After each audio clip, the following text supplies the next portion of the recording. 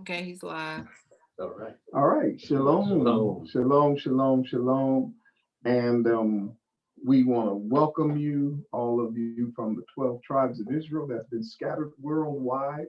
Those of you who are waking up to the knowledge of the truth about who you are and whose you are. This is another Monday, but another lesson where we have come together to do a series of messages titled Restoring Our Identity. So, in the process of waking up, while you're waking up, I think probably one of the most important questions is, how do we know that we are the biblical descendants of the children of Israel? Because based on how we were taught, and based on the indoctrination that has taken place, not just here, but all over the world, um, for the most part, most people are only taught that you were slaves.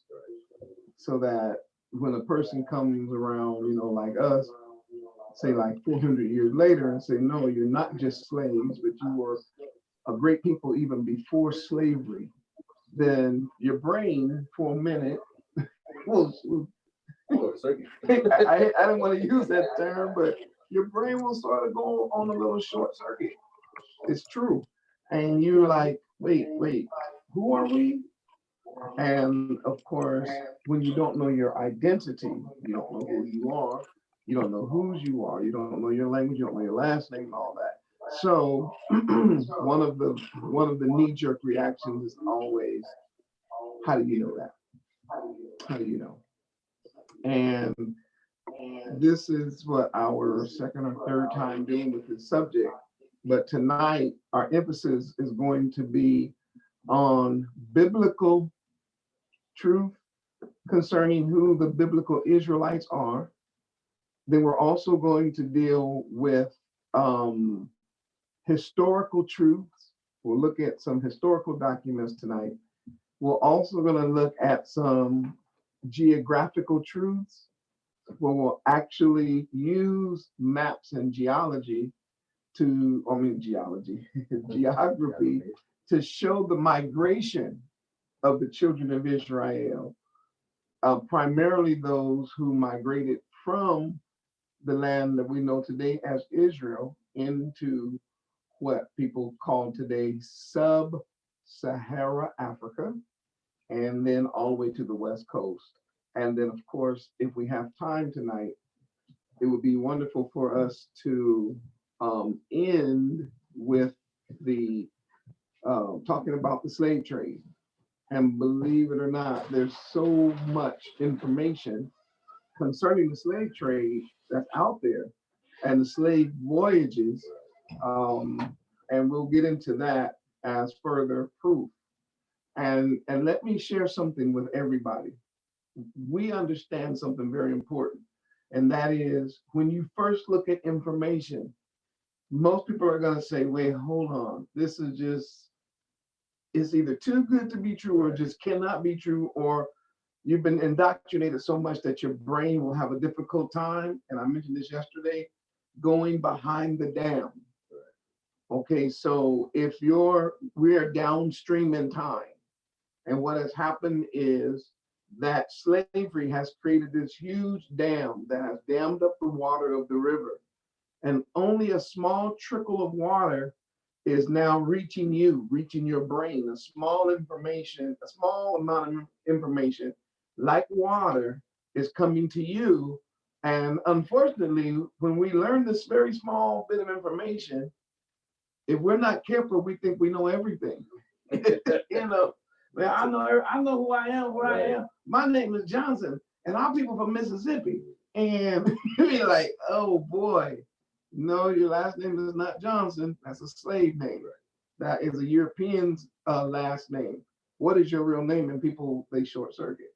Then when you tell them, they'll say, well, we Africans, which has some truth to it. But the question is not, are you from the continent of Africa? The question is, what tribe are you from? What family? And is there any evidence that points to who you are and whose you are? If your mind is already made up that you are not a Hebrew Israelite at all, that you're not, then we could give you all the information in the world and you'll be like, okay, I still don't believe it. I can't, that's not what we're trying to do tonight. It's not, this whole idea like, trying to convert somebody. That is such a Christianity mindset. We're not doing that. We just present facts. And what you do with the information and what you do with the facts, that's totally up to you. Zion.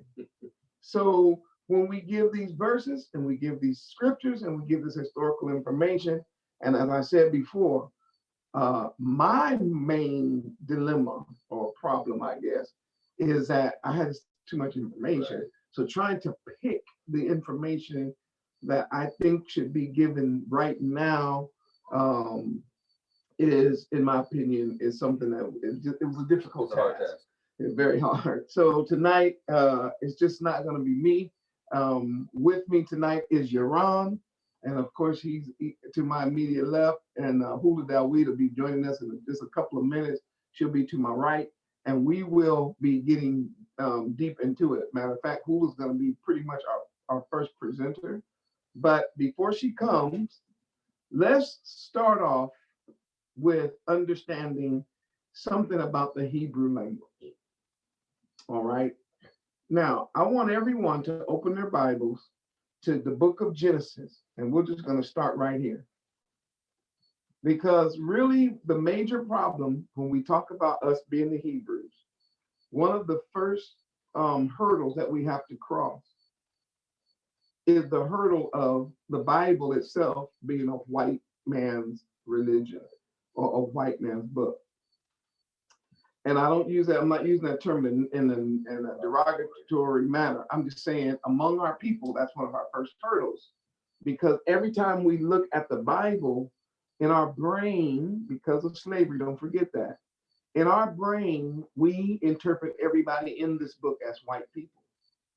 So when you see a picture of Adam, and I believe it or not, I used to do this as an exercise all over the country. But I for sure did it here at the Ark, more times than I could even count. I used to tell people to do this. So everybody watching, I'll write this down, and you can do it after the session. Or you can do it during the session if you like. But I want you to do two things. I want you to write down these questions, or at least think about these questions. Number one, you can ask anyone, anywhere, where is the origin of humanity? Where is the oldest fossils of human beings found? Right? Or in what they call archaeology, right? And everybody at this point all agree that the cradle of civilization is Africa. Right. Am I right about that? It's been that way for years now. I don't think nobody is disagreeing with that anymore. Russia is not the beginning of civilization. Germany is not the beginning of civilization. England is not the beginning of civilization. Everyone now agrees that civilization began in Africa. So if you type that in, beginning of civilization, and hit enter, it's going to say Africa. Then you can type in African people and push enter. And this is a broad brush on purpose, because I know Africa is a continent. But if you type in images of African people, the majority of the images you're going to get are going to be Black people. And I'm talking about Black people, just Black people of all different sizes and shapes, but they all have one thing in common. You're going to most likely get Black people. Even if they're light skinned, they're still going to be what you would call colored people, right? And I've had people do this all over the nation. They type in Africa, and then type images, African people, and it's Black. And then I say, now, type in the words Adam and Eve. You're wrong. Then I have them type in Flip everything. Then I have them type in Adam and Eve and hit enter. And then when them images come up, click on image. And you'll be like, wait. The same Google search that said civilization started in Africa. The same Google search that said these are the people who live in Africa and this is how they look. You type that same thing and type Adam and Eve, and you're gonna get all these white Europeans as being the first people ever born. You got some of them. Okay. The first one. I know we can't. Let me see your phone. We're gonna do this the old-fashioned way because I don't know. I don't have to do the share screen thing. No, I don't have. But when Hula comes back, we'll do it. But when you type in Adam and Eve, you're gonna get your right.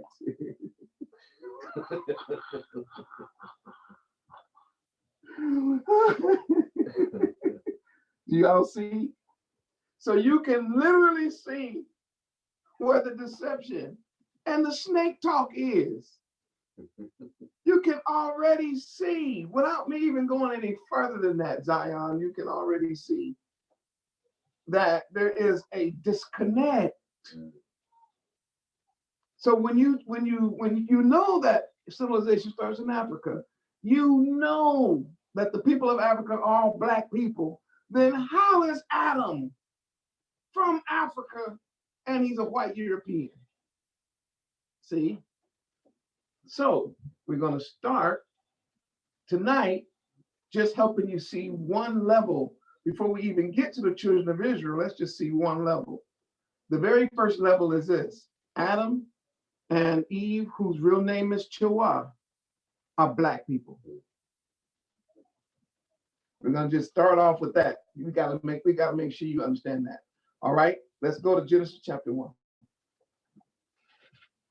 Genesis chapter 1. It's starting to be, and that's why they told you if they ever caught a slave reading the Bible, they'll put his eyes out, because it's not gonna take you long to be able to identify who you are. Zion. But first of all, we need to know that this is not a European book at all. This is an African book. This book was written on the continent of Africa. All right. And of course, the very first man created is an African. All right, let's go down to verse verse 26. And Elohim said, let us make man in our own image, after our likeness, and let them have dominion over the fish of the sea, and over the fowl of the air, and over the cattle, and over all the earth, and over every creeping thing that creepeth upon the earth. Continue. So Elohim created man in his own image. In the image of Elohim created he him. Male and female created he them. All right. So what we see here in creation, before we just I'm just trying to unlock your brain about who the people in the Bible are as far as color is concerned. As I said, we're not trying to, we're not actually down to the Israelite shit. I just want to show you that Adam is Black, all right, and Chua, what you would call a Black person, a Black man.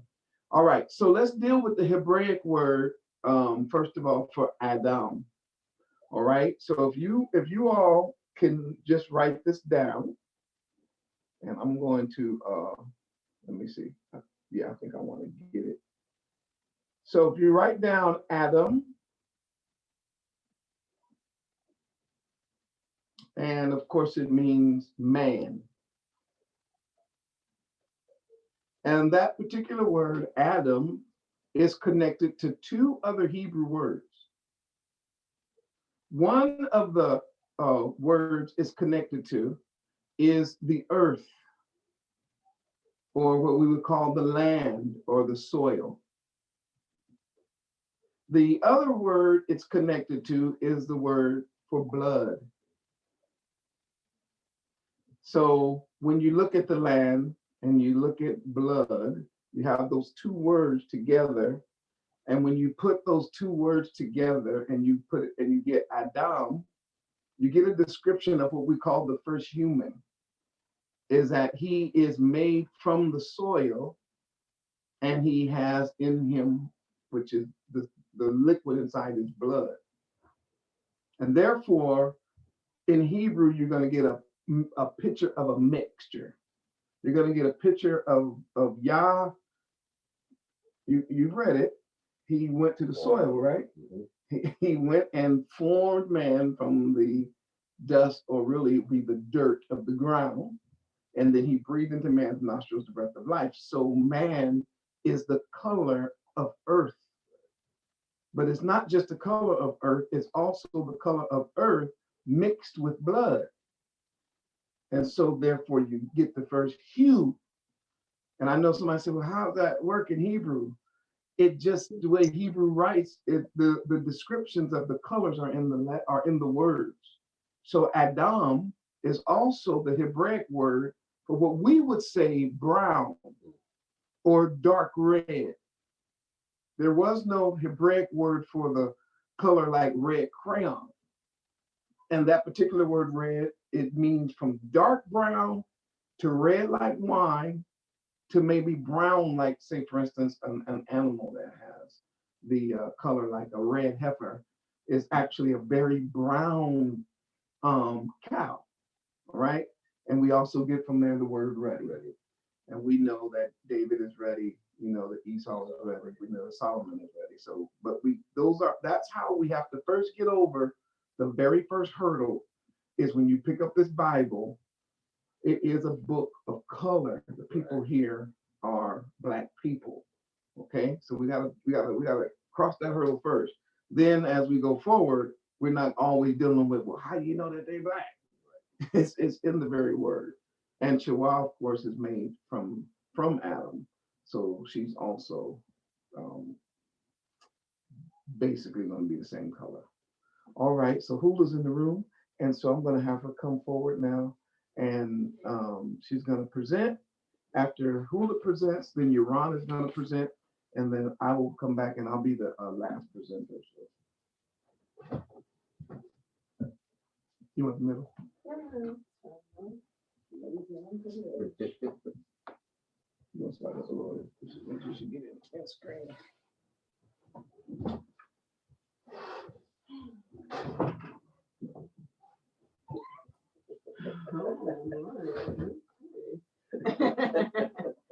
I want to add something just to the end of what you said earlier. Z and I were having a conversation, and All right, Z and I were having a conversation, and she spoke about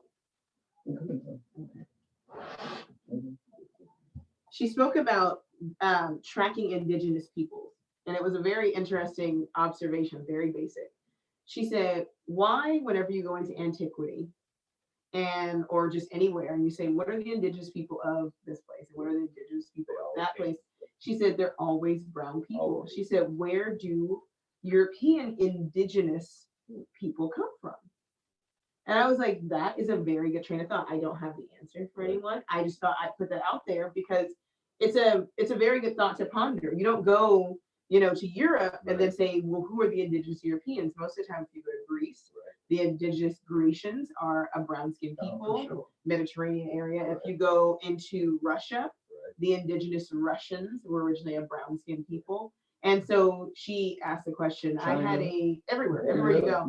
So I had a scholar, we talked about this before, and his answer was that what we know as the European is much later, and not meaning that it was an afterthought because genetic variation was in the genome from the beginning, but due to what they call lack of melanation and migration and adaptation. He wants the window open. It's just warm. Yeah. I'm trying to make your room sound like. Somebody told me to move the camera so that we can see around too. Oh, okay. We'll make it work. It's a live studio, guys. So the more it gets hot, or he needs a glass of water, or we're gonna pause. I tried to be It's because very of his discreet. fancy shirt. that he's- So, adaptation. So what happens is if you are fair skinned, you end up, if there's a genetic variation that shows up in the hot climate, you're going to migrate somewhere that then fits your skin. It's just what it is.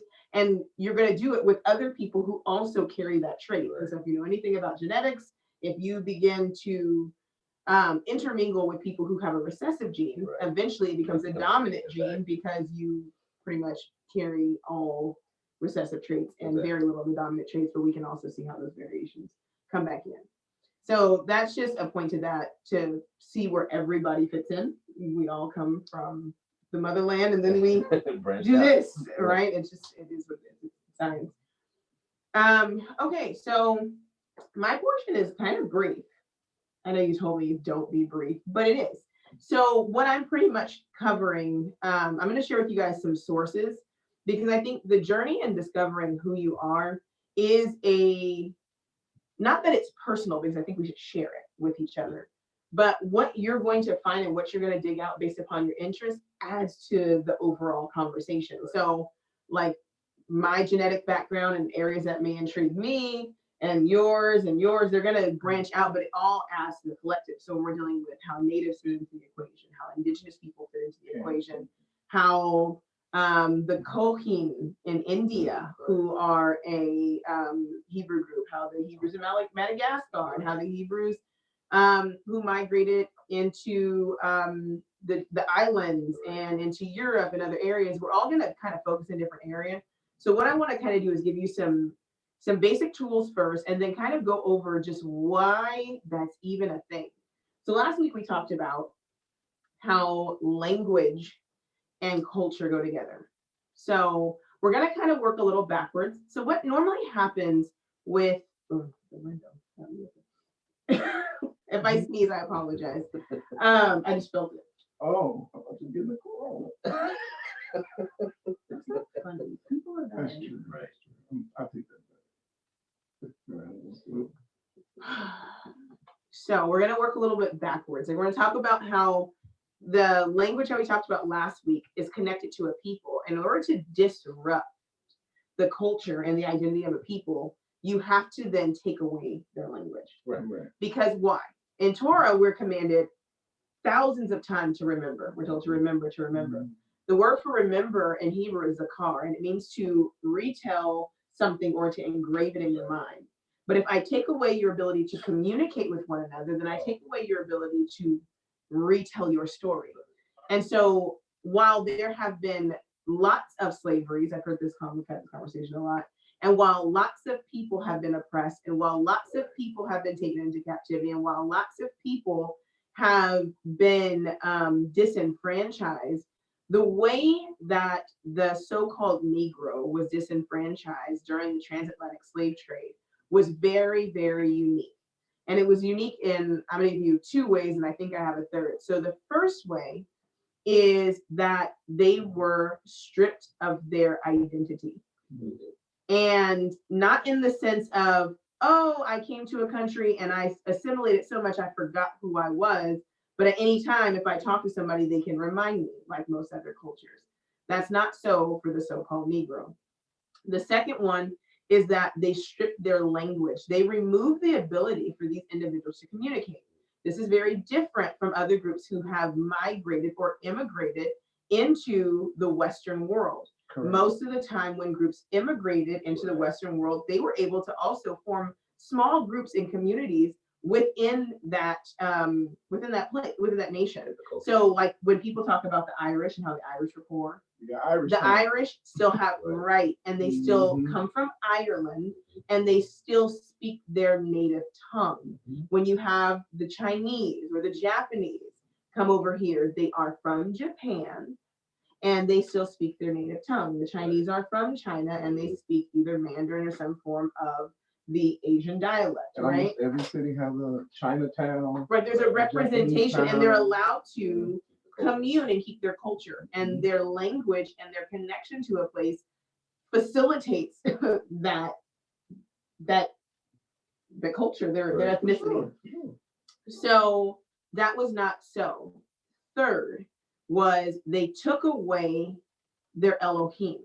And that's really, really important because with many cultures, if you remember your gods, and most of them have plural, they're polytheistic, then you can find your way back to your language, your land, and your culture through your Elohim. So all of these things were stripped away from the so-called Negro when they were taken into captivity.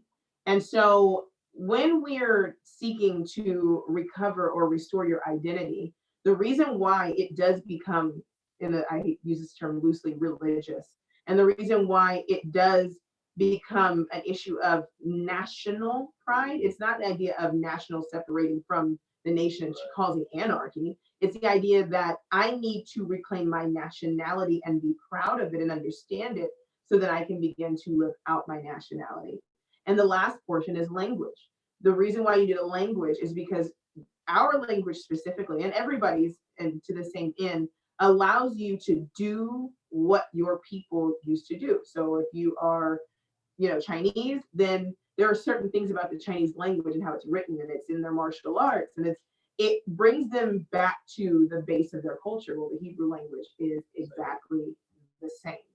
Okay, so when you're talking about Hebrews and as a people, there are signifying markers, not only throughout scripture, but they're coupled and parallel with history.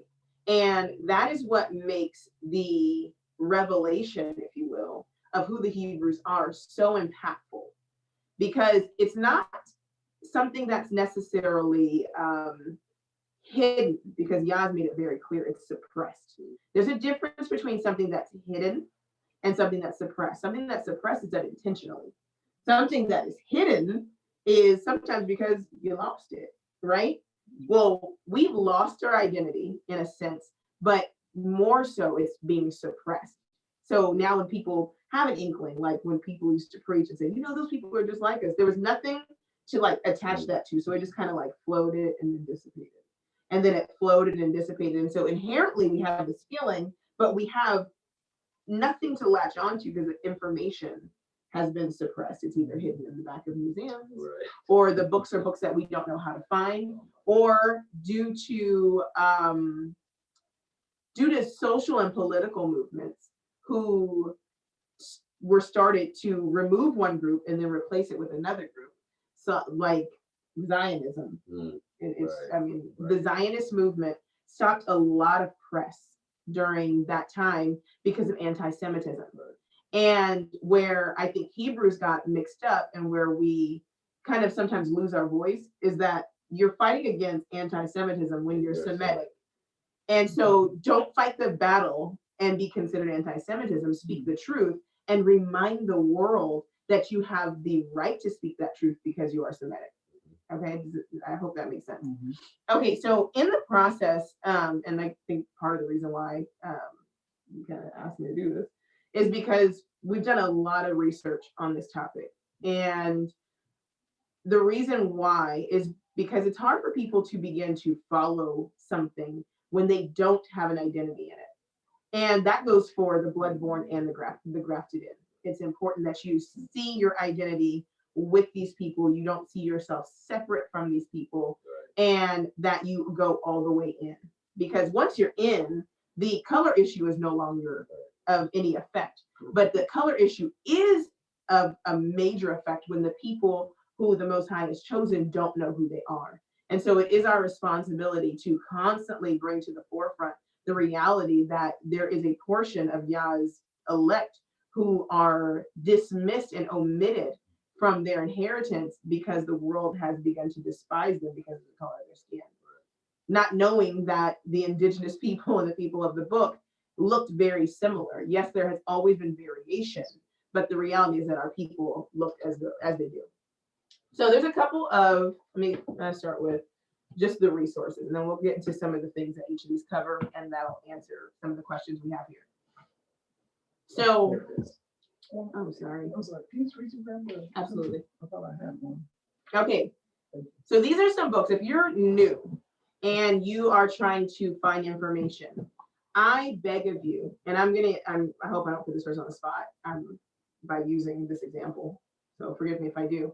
But Dawson talked about the journey and that happens when you study, and how there's a discovery and there's jewels even in that. You can start off looking for one thing and then in the process gather and glean so much more. And so while I know there are a ton of YouTube videos out there where people have pretty much chosen the information that's important for you to know, it's even more imperative for you to do that research on your own, even if it's on topics that you feel like you're very knowledgeable about. And the reason why is because each of us have been uniquely designed to filter information different. And so you may grab something that we didn't notice in the process of discovery, and then you bring it back to Israel as a jewel that adds to what we don't know. So when I share these books, I know there's stuff out there about the books, but read them on your own. Take your time, read the parts that may be just interesting. That's what table of contents are for. You pick the part that you're interested at the time. So this one is, they came before Columbus. It's very important because it establishes the reality that the world has not always been Western and has not always been European, and that the indigenous people of Africa and Hebrews have migrated all over the world before European conquest and colonization. Super important. This one, come out of her, my people. This is very important, especially for people who are still struggling to understand the occult practices that are present within Christianity and many of your modern Judeo-Christian religions, Western religions. So this one's super important. It's going to open your eyes to a lot of things. This book is super important. This book actually was out of print. And you Hebrews who were interested in this book are the reason why this book got put back in print. The demand for it was so high. This book was online for over $1,000. And I saw one for $10,000 at one time. And because so many people requested this book was actually put back into print. That is the truth. Lost Tribes and Promised Land. And it deals with the scattering of the tribes. This is a very important book. It's going to answer a lot of your questions about who's who, where they go, and what's what in Promised Land. And it deals with the somebody's unmuted. Okay. We the Black Jews. That's also important. I also want to state that the has some inherent error because nobody does that like we the whites, right? That doesn't exist. So, but it deals with specifically the group you're looking for. So that's why this is a really valuable tool. So that's something else. Christopher Columbus and the African Holocaust. That's also very important because we're dealing with indigenous peoples, where they come from, who they were, and you're going to get some historical reference. This one, shameless plug. But right, you hold that one. I've heard that one before. You heard of that one? Hidden in plain sight. So what this does, and why I wouldn't just say, oh, read all these and forget about this work, is because it synthesizes a lot of important things. It covers the span of things. While each one of these books covers a portion of history, and some of them were written so long ago that they don't cover the awakening, this has both. And it also talks about how we are to live as those who are bloodborne and grafted in, and how the Messiah is very valuable to who we are. And so that's going to lead into, I guess, my next point. My next point is everything that has systematically happened throughout history points to us as a people. And one of the really key things is our captivity. I know a lot of people, as you woke up, you heard Deuteronomy chapter 28. Somebody read that to you and said, think about you, think about Black people when you read this. And so one of the questions that comes up for a lot of people, which doesn't have an answer, is why are Black people cursed? Why do people hate us? Why are we being gunned down in the street? Why are we being mistreated? Why, no matter where you go in the world, are we at the bottom? And before we had a answer, we sat clueless. And we started a whole bunch of social movements. And we had the Black Panthers. And we had, give me some other ones. You had the Nation of Islam. And now you have the Hebrew Israelite movement. And where it progressed through time, I guess, And the issue with all the other movements was that it omitted the one part, which was the identity, because the Nation of Islam, And civil claim- rights. right, civil rights as well. movement. Nation of Islam understands the identity of the people, but on the opposite end. And who's to say that they're not? That's the one thing I probably wouldn't argue. Who's to say that they may not be Hebrews? Right?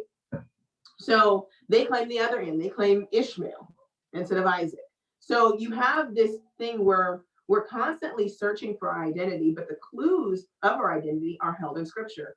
Very basic. So the basic premise at the beginning is there's a people with no culture, with no Elohim, and with no language. And there's a book that has people who are missing. That's a very, very fundamental starting place, right? If you were searching out something and you were saying like, I wonder what happened to these people. Are there any people who just don't know who they are, right? Who think that they're Black and African American? Black is a color, I know you've heard this, and African, right, is Africa, right, represents a continent, and American is another continent. So there's no true location. We didn't just pop up out of the, cotton fields like some would like you to believe. It's not true. And so what happened though throughout history, and one of the most signifying markers for who the Hebrews are, and that sets apart from everybody else, is that there was a turn in history, and it's unexplainable outside of the intracontinental and then intercontinental trade of the so-called Negro. And that was the death of Hamashiach. That is what literally set everything that we are experiencing in this moment into motion. Yes. And so without that, there is no explanation for why we are kicked out of our land. If you go through the biblical narrative and you just stop at the Grecians and the Maccabean period and the Hellenistic period, then technically all Blacks or all Hebrews or all of those who are scattered and dispersed would then essentially exist in that region, because then it would just be us being dispersed throughout those nations that were around us. But what happened in the execution, if you will, but in the death of Hamashiach, was that you had a world ruler who is Rome, who was occupying Jerusalem, and Yah took the hedge of protection off. That was like the final straw. And as Rome came down from the north into Jerusalem, and they came through and they began to kill, it pushed our people into Africa. And if we had not been pushed into areas of Africa, and if you look at maps pre-1700, right, there's areas in Africa called Judah, Yehuda, and other things, and there's peoples who have names similar to Hebrew names, and we were pushed into those areas. If we had not done that and upset Rome, and they came through and started to eradicate the Hebrews, then there would have been no Hebrews to pick up on the west coast of Africa. Then everybody here would have essentially been African, because they would have been coming for them. But the gathering of our people in that area was due to what Yah said would happen. And that's where you get Deuteronomy 28:68, where he talks about, and into bondage again, or into Egypt again, into the house of oppression, you'll be taken in ships. That's how that culminates. So without the Messiah, denying the New Testament denies our very existence and our very right to claim that we're Hebrews. So be very careful as you're treading through that territory.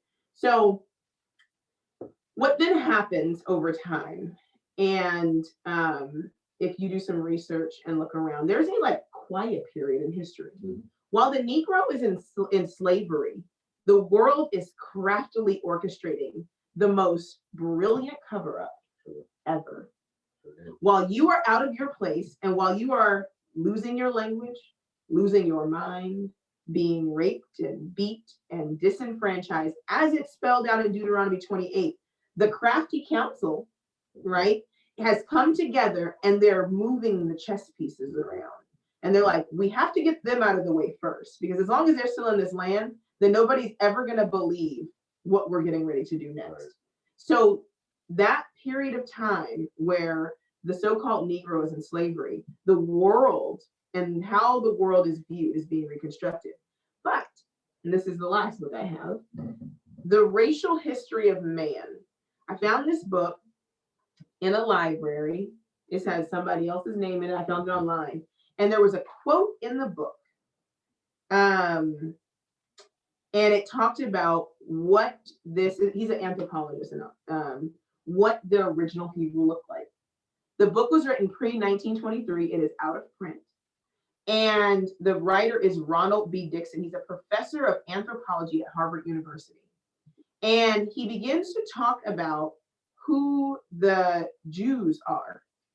Mind you, after 1920, when Zionism got really big, a lot of stuff like this got put out of print for anti-Semitism. So he goes through and he talks about the Jews. And I highlighted some parts I'm going to read. He says, they were regarded as a people whose purity of blood had, in spite of wide dispersion, been jealously preserved throughout the centuries.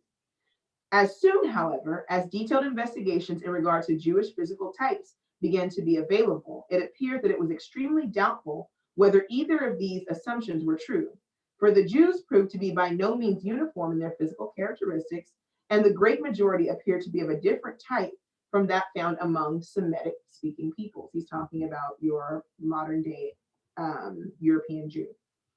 He said, Europe is the homeland of the great majority of modern Jews, the larger portion being today, or having formerly been, residents of Western Russia, Poland, and Germany. These Eastern European Jews constitute the so-called Ashkenazim branch of the people and include probably more than 9/10 of the total world's Jewish population. The Sephardim generally regard themselves as a sort of aristocracy, holding more or less aloof from the other Jews and claim to represent the pure survivors of the original Hebrews. I'll skip through. So he goes through and he gives all of this information. You guys, I'll see if Lauren will scan this so you guys can read through it. Summing up these results, it appears that the Ashkenazim proper, together with the Jews of the Caucasus, Central and Western Asia, are in head form primarily brachiocephalic. So he's going to give you different head shapes. And how phenotypes work is, we say we're Afro-Asiatic. So you have the slanted eyes that tell you certain nose, flat face, high cheekbones. So he's looking at these phenotypes and then grouping the world populations together based upon that, because he's saying skull size, jaw size, phenotype actually tells you these people groups. And he says, and in all probability are predominantly alpine in type. So alpine is the European areas. So he goes through and he says, the Jews of North African coast from Tunis to Morocco, although not as ancient residents as those in Egypt, have nevertheless been settled in the country at least since the 2nd century AD. By the 5th century, they were numerous and had converted to Judaism several Berber tribes who offered vigorous opposition to the advance of Muslim conquerors a century or two later. In the 8th century, after the establishment of Moorish rule in Spain, large numbers migrated thither and formed the basis of your Spanish Jews. It goes on, and I'm starting to get to the part where it actually gives you what is in. We've actually put this in hidden in plain sight. So he goes through and he says, in conclusion, if, as is probable, the northern Arabs or Bedouin of today are to be regarded as the best modern representatives from the racial point of view of the very early Semitic-speaking peoples of whom the original Hebrews were a part, then the great majority of all the Jews today are Semites, S-E-M-I-T-S, only in speech, and their true ancestry goes back not so much to Palestine and Arabia as to the uplands of Anatolia and Armenia, the Caucasus and the steppes of Central Asia, and their nearest relatives and I think what gets even more interesting, and I'll show you just a brief little glimpse of it. He gives you a picture, and that's what was a game changer, and that's why this book got put out of print. He gives you a picture of what, if I can find it, of what these peoples would have looked like. So when he talks about the Bedouin and the ancient Arab identity, I know a lot of times it's a huge hurdle to cross when you're talking about race, but race wasn't the issue like it is today. It's much more heightened today, and there's much more suppression of information than there ever has been. And the reason for that is because there is a system set in place that is upset, that will be upset, that is being upset by the revelation of who the Hebrew people are. And as you begin to wake up to your identity, and as you begin to embrace and walk in those commandments, there is a truth that Yah has spoken that when we begin to do this, he's going to act. So can I read Baruch 2 and then okay. So in Baruch, and this is we spoke about this before I chose this book because I know there's a lot of information out on extra biblical books, and I'm going to lay this as a ground rule. Whenever there's an extra biblical book, it can never trump Torah, right? So Torah then confirms to you whether something is true or not. And the basis of every book, prophets, minor prophets, the writings, the New Testament, it has to go back to those first 5 books. It's the foundation. So literally everything that's happening throughout history is just being interpreted through the lens of those first 5 books. So if anything deviates from that and has some weird rules or stuff, there's a very probable chance that it was history, but it's not scripture. Right. And that's a big difference. So the reason why I asked him if it was okay to read Baruch 2 is because Baruch was actually the scribe for the prophet Jeremiah. Okay, so what is written here is said to be a lost portion of the writings or what was written of Jeremiah's narrative of his time. Whatever he didn't write, Baruch wrote. So it says, starting at verse 1, therefore Yahuwah hath made good his word, which he pronounced against us, and against our judges that judge Israel, and against our kings, and against our princes, and against the men of Israel and Judah. Pause. So what did he make good on? That's that Deuteronomy chapter 28. You're going to be the head. You're be the tail and not the head. So all of that. And then you talk about Deuteronomy 30. And he goes on. Okay, so he says, to bring us great plagues, such as never happened under the whole heaven, as it came to pass in Jerusalem, according to the things that were written in the law of Moses. So he's going back to Torah. That a man should eat the flesh of his own son and the flesh of his own daughter. Moreover, he hath delivered them to be in subjection to all the kingdoms that are round about us, to be as a reproach and desolation among all the peoples round about, where Yahuwah hath scattered them. Thus we were cast down and not exalted, because we have sinned against our Elohim and have not been obedient unto his voice. So that answers the question of why are blacks cursed? Why are we here? Why are we in the condition that we're in? Every other social movement throughout time missed that element. So it was temporary. Where we did have success as a people, then we went right back down to the bottom because we missed that portion. Okay, so it says, to Yahuwah Elohim appertaineth righteousness, but unto us and to our forefathers open shame, as appeareth this day. For all these plagues are come upon us, which Yahuwah hath pronounced against us. Yet have we not prayed before Yahuwah, that we might turn every one from the imaginations of his wicked heart. Wherefore Yahuwah watched over us for evil, and Yahuwah hath brought it upon, hath brought it upon us, for Yahuwah is righteous in all his works, which he hath commanded us. Yet we have not hearkened unto his voice to walk in the commandments of Yahuwah that he hath set before us. And now, O Yahuwah of Israel, that has brought thy people out of the lands of Egypt with a mighty hand and a high arm, with signs and with wonders and with great power, and hast gotten thyself a name as appeareth this day. O Yahuwah Elohim, we have sinned and we have done ungodly.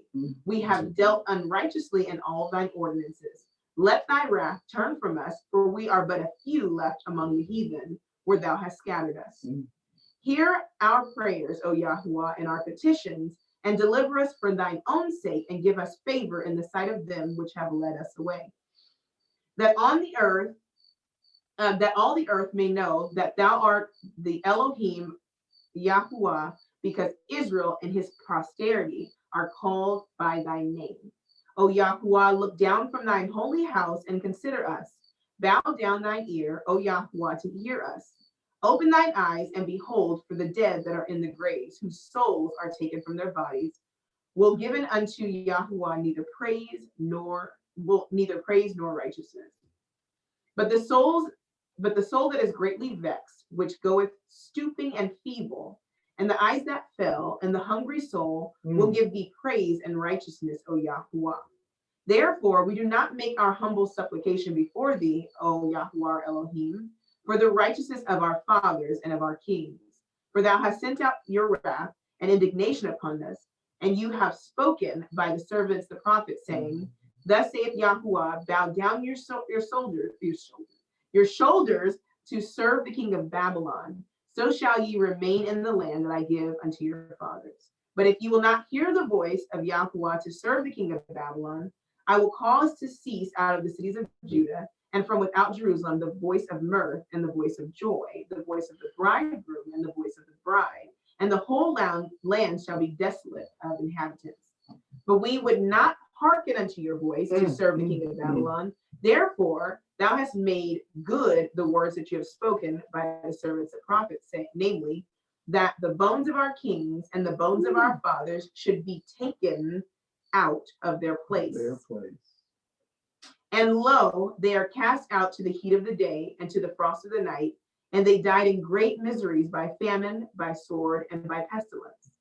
And the house which is called by your name, has now laid waste as it is to be seen this day, for the wickedness of the house of Israel and the house of Judah.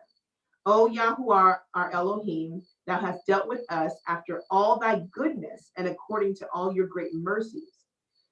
As thou spakest by the servant Moses in the day when thou didst command him to write the law before the children of Israel, saying, if they will not hear my voice, surely this great multitude shall be turned into a small number among the nations where I will scatter them.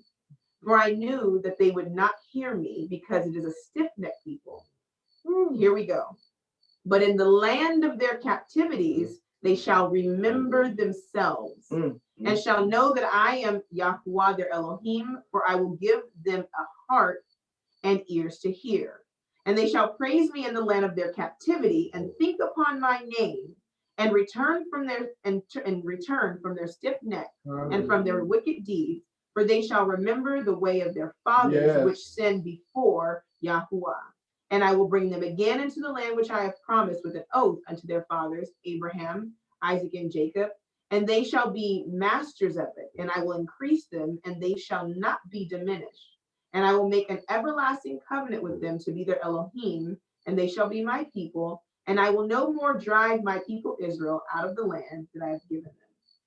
So when you talk about bringing your identity into place, and I know I didn't give you all the answers you wanted, but I gave you enough to let you know that it's our responsibility now, like he said, and when they come to know who they are in the land of their captivities, it says that they will praise me in the land of their captivity and think upon my name. That is our responsibility. So as we're reading and researching and coming to the knowledge of who we are, it's not just to heap a bunch of knowledge onto yourself. If you've studied and learned nothing, right? That's paraphrasing. Right. You all the studying and never coming to the knowledge of the truth. Like, it's just, that's not the point. Once you know who you are, now it's no longer, we don't need to go, oh, if I'm a Hebrew, I'm a Hebrew. It should be shown now that you shall praise him in the land of your captivity and think upon his name and his character. And that's what turns it.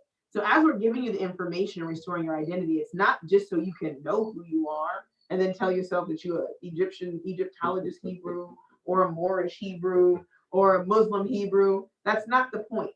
The point is so that you can begin to identify with who you are, and it solidifies and really re-establishes your faith, securely anchors those parts about who you are so that you can begin to serve and worship Yah as a collective, so that we can do like Second Chronicles says, right? Right? Yep. And so that you can call out and he's going to heal our land and restore us as a people. That's right. Well, Toda Rabah, who did an excellent job, and really appreciate that. You stand up here? No, I'm going to give yours from you. I think yours are closer to yours. Oh, okay. Outside. If you need me, I'll just be on the other side. Oh, okay. On the other side of the camera. She's like, oh, said what I said. Drop the mic. Right. Drop the mic. Okay. So, Hula, can you do me a favor now? This is just, you know, I can. You want me to shift you over? You want to slide this Under the camera? Oh, we'll slide over. And I'm Toda Rabbi, once again, excellent job with those resources. Of course, once we understand who we are and whose we are, this journey is not for the lazy. No. If you want to really understand truth and want to be strong, you're going to have to learn how to start doing research. Oh, and by the way, research, I hate to say this, research is not going from one video to the next video to the next video. I mean, in a sense, that's research, but that's not real research. And we will eventually get into some deeper research tools and methods, but you're gonna have to end up getting just actual books and doing some reading. And hallelujah, today we have so much information that's available. Hula gave you a bunch of them. I'm just gonna say that you need to get Hidden in Plain Sight. You know, she was being modest when she mentioned the book, but for right now, that speaks to today. I think Hidden in Plain Sight is having the same impact or even more than one that she didn't mention, which was from Babylon to, from Timbuktu, from Babylon to Timbuktu. The brother wrote that book way in the 70s, I think. Yeah. And that's kind of deep that that book became so popular again when people started waking up to truth. And I believe that yeah, here it is right here. Thank you. So here's the book, From Babylon to Timbuktu. And what you want to be able to do is you want to get this book. I'm trying to make it to where that light ring is out there. There you go. And you want to definitely have this book in your library. Of Babylon to Timbuktu. And there's information in this book that talks about the journey of let me see that again. Yeah, give me that one again. And then of course pick up Hidden in Plain Sight. Because Hidden in Plain Sight is like it has a little bit of everything. Then it has some great summaries, but then we also made sure, Hula for sure made sure that American history is in here too. So some stuff that makes people uncomfortable. Like when you see the Klan standing in church in front of the cross. And then right after that, they're going outside to lynch people while people are literally laughing at Black Hebrew Israelite bodies hanging from trees.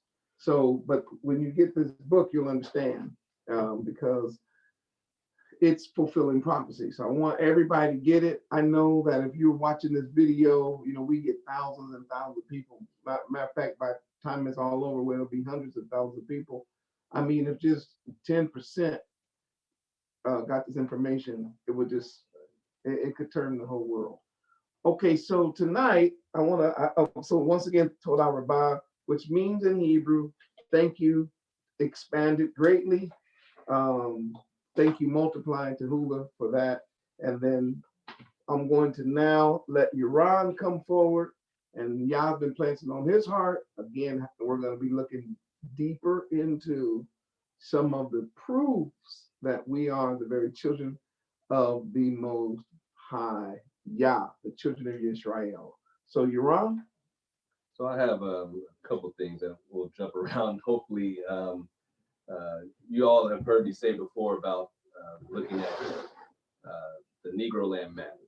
We've talked about it before. A lot of folks have heard of it. If you read Deuteronomy 28, a lot of the other steps of the awakening will lead you to the Negro Land map. And I like to go to, as we look at these books before, something that's more reputable than just a picture that you can find obscurely on the internet. You might find something on Pinterest that will come up if you type it in, but if you type in Stanford University and then you type in Negro Land map, you will see a high quality version that is on a reputable university as well. So can we get that on screen? Yes, the Negro Land map? yes. Stanford University? Yes. Okay. And so you can zoom in on that. And while it's coming up, I'll go ahead and read what the actual map says in the highlighted portion on the corner. And it says very clearly, this was created in 1767 by Emmanuel Bowen. And it says a new and accurate map of the Negro land and adjacent countries, also Upper Guinea, showing the principal European settlements and distinguishing which belong to England, Denmark, Holland, the sea coast, and some of the rivers being drawn from surveys and the best modern maps and charts. So right there, it's telling us who is the ones that are creating these maps. It wasn't so-called Africans. It wasn't Hebrew Israelites. We don't have a say in this part. What it says here is showing the principal European settlements belonging to England, Denmark, Holland, the sea coast, and some other of the rivers being drawn. So if you can zoom in on that map, okay, you will see very prominently it says Negro land in the middle there. And then if you zoom further down on the coasts, they'll have coast in order by regions, once again in English, so we can read it nice and simple. We didn't create it. These were made before us. You'll see Sierra Leone there. And then immediately to the east, you'll see the Grain Coast is highlighted in yellow. If you keep going to the east, you'll see the Tooth Coast. So people are going there to get ivory. People went to the Grain Coast to get grain.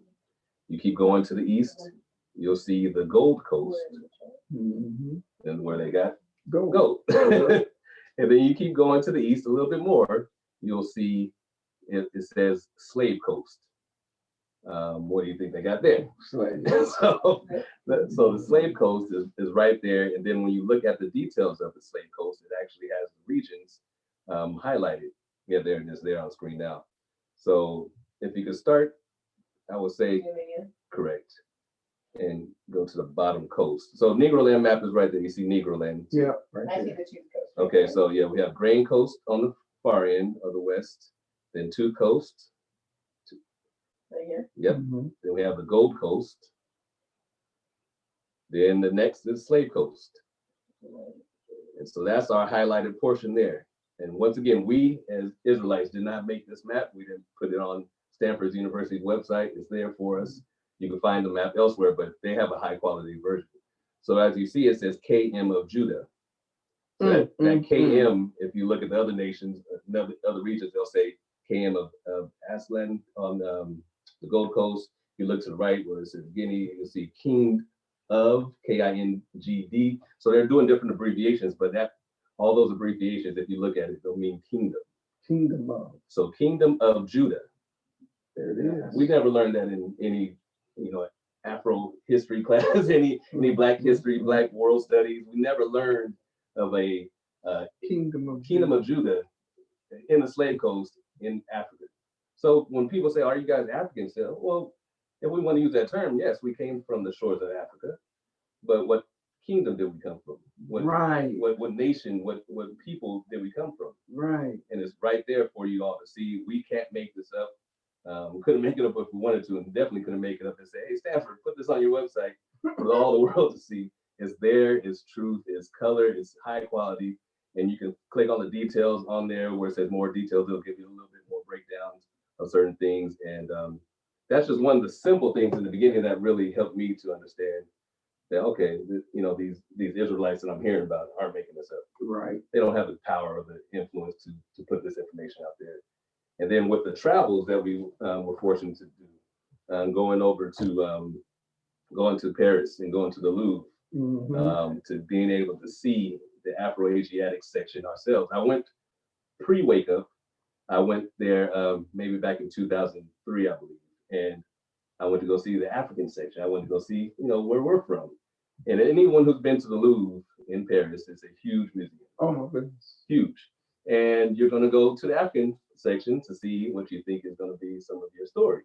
And you don't see a lot of interesting things. You don't even see Egypt in that section. So I'm like, that's kind of strange. Didn't know anything about it. So had a good time anyway. Went to see Mona Lisa, because that's there. You have to walk through all the Christian baby Jesus is everywhere, which gets really strange if you've been there. You see a lot of strange things. But anyway, I didn't see anything that spelled Egypt or anything that looked like me really there. Until years later, just 2 years ago now, we went back, post wake up, And I knew now to go look in the Afro-Asiatic section, which is a completely different section within that same museum, completely different section. So you go all the way back there, and then immediately you start seeing Hebrew writings on the Moabite stones and tablets that they Now, have. you're right when you said all the way back there too, All the way back. because And down. I didn't know. Right. Man, Up and down. yeah, I was like, are we ever gonna get to this Right. place? It's They a pushed trek. it, yeah. Because it's not up front in the museum. Right. It's like information that you have to be going to see because it's so big and overwhelming, the Right. museum itself. So you're right. And by the way, it's like that pretty much in all the major museums. It is. I remember, not to cut you off, I remember ahead. when Hula and I were we took the girls too, and we were in England. Right, And London Museum. Yeah, and we went to the London Museum, right? And Hula just was walking on fast. She walked fast anyway, I'm slow motion. Oh So my. I'm used to this, lagging behind. But we passing everything. I'm like, wait a minute, hold on, I'm gonna read this. Hold on, I'm trying to read this. I want to read, and she just going. So I finally said, well, I don't want to get lost in this museum. And I don't know where Hula thinks she's going. But this is what she did. She said, there's one place I gotta see. And Right. believe it or not, we had to just travel. You remember? We went in the door and we passed all. You said, I don't want to see none of the Greek stuff. Oh yeah. Remember I was you- the worst. I don't want to see none of it. I don't want to see Right. none of it. No, I want to go straight to the Afro-Asiatic section. We had to go all the way around back into Babylon Right. area. And then, believe it or not, and by the way, guess what's written under a lot of the artifacts and what do you call it, displays, the things that are on what do you call things over? Displays. Yeah, obviously the word display. Bible verses. Right. Oh, they have a. Oh, can they hear me? Yeah. We have a book. I knew if I was- We have that book. Mm. That's Yeah, right. where they have the British Museum through the Bible, or the Bible through the where it tells you everything that's in the Bible Right. that's held in that museum. So imagine Every that. story, every king, Right. every. So that's not when you first walk in. No. We go to the back and then we come out and there's a book saying the museum and the Bible or something like Right. that. Right. And literally our story is being told and they got artifacts to They prove. got it all. And my point of saying that is you looking at black people. Right. Whenever, because they can't, Pictures. you can't paint stones. I mean, you cannot, these are not artist renderings. No. These are artifacts Right. that people have dug up. Hulu, you have something you want to share screen? Okay, we're gonna do a share screen right now, so y'all can see what we're talking about. Mm-hmm. So there you can clearly see the hair, the beard, the neck, the way our beard is actually made. I mean, if I turn to the side, y'all might think that was me up Right. on that wall, but it wouldn't be because they going into, now look at this. Once again, look at the hair, the waves, look at the tassels. See, we laid eyes on this stuff ourselves. So did. I'm trying to pull up my pictures of when I was there. It's just as soon as you walk in there, it's just black. Just like, You're like, wait a minute. What? So we didn't go to Africa to see the No. back. Hands down. Is what we're trying to Mhm. say. We went into this area to see the truth about who our people are and the way we really look. Right. And you know what I'm saying? Because they tried to alter what a black person is. Right. You know what I'm saying? But if you really look at us, Fringes. we are Yep. Afro-Asiatics. There we go. right Fringes there. on them. This is the sign for that. Here it is. 5 more tribute bearers from Israel with a gold bowl, a gold tureen, gold vessels, gold pails, 10, and the staff of the king's hand and spears Do you see where they from? from Israel. So we know they're from Israel. Mhm. So then you look at the. So now you look at what the Israelis are. Hebrew Israelites that are watching this, I hope this is helping you understand why we're so confident of who we are and whose Right. we are. You know what I'm, because Right. this is in the British Museum. I think it's also important to note that the person with the sword that's leading them captive has no beard, Right. Yeah. and all the other Right. dudes. Oh yeah, because we were commanded, we had to keep are beards, Mhm. but they didn't have to have a beard. Good observation, Hulu. You see it But again. actually also Hebrews here. Look at that. There we go. Once again, you can see the beards, the hair, curl. No, it's us. You're not here. You're not looking at a European. Right. You're looking at what's called Shemitic. Semitic, Right. right? But it's really Shem. These are the descendants of Shem. What you got there? This is Nimrod. It's a depiction of him. So you talk about Nimrod is also obviously Right, because he's technology. Hamitic. Right. So you will see Nimrod as a Hamite. Mhm. And you see how the Hamitic people and the Shemitic people Here's more favor each other. Here more Hebrew captives. Here another man. Yep, see them with Here's the see their hands tied behind their back. That's a picture of going into captivity. Their hair. But you see the hair and you see the beards and you can see the waves. I'm not trying to say like my waves or nothing. Oh my. I'm just saying, when I look at these pictures, I see the same, I see my people, Hebrew Israelites.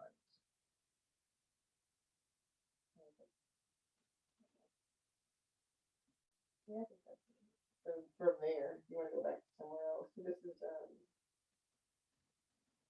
There's enough. It's right there. you see the short hair. Mhm. And I want you all to notice something.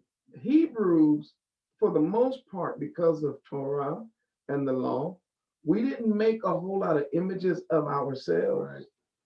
Right. Even though I don't think that's what the law, I don't think the law was saying you can't make an image, because it basically was saying you're not going to make unto thee any graven images and for the purpose of bowing down to them. Mhm. But other nations made images of us, Right. especially and unfortunately, most of them are in conquest of us, Right. when they conquer. There it is. That's the one I wanted to show you.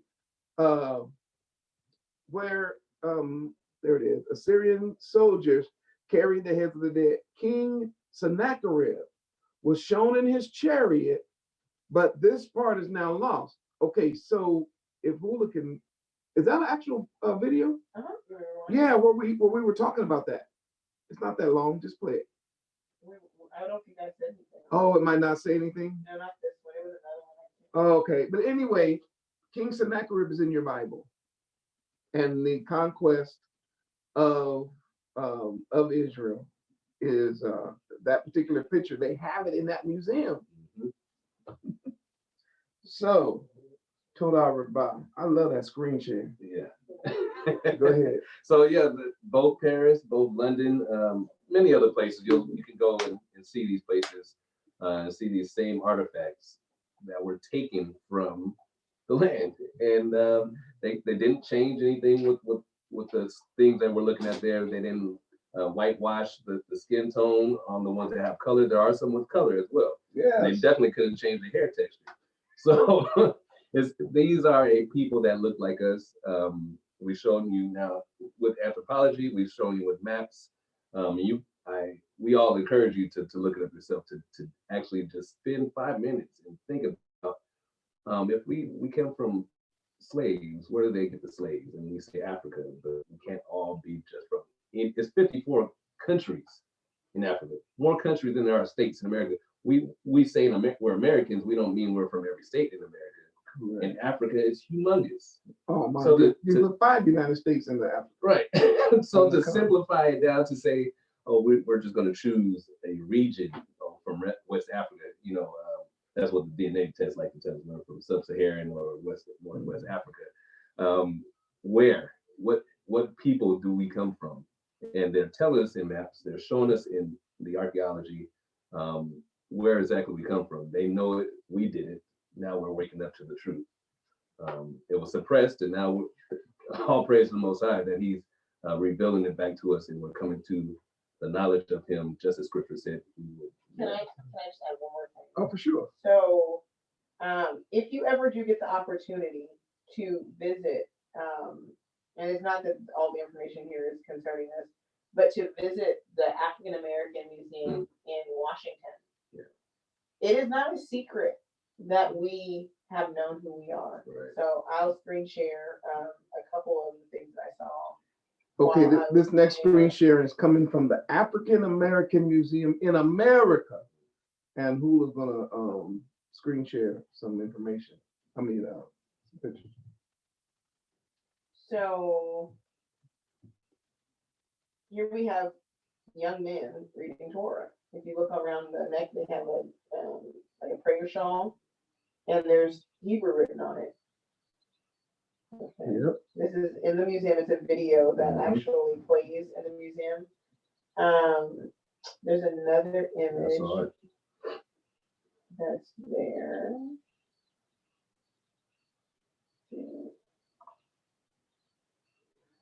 Hula, can you find that? Oh, here's one. placard I know in you've heard Pennsylvania it. See, too? this is an image that plays in the where it talks about the slave voyages, and he was one of the. Well, he was actually a priest, but he was one of the men who were, I guess, influential at that time. I cannot think of his name, but if you look, he has fringes on, Mm-hmm.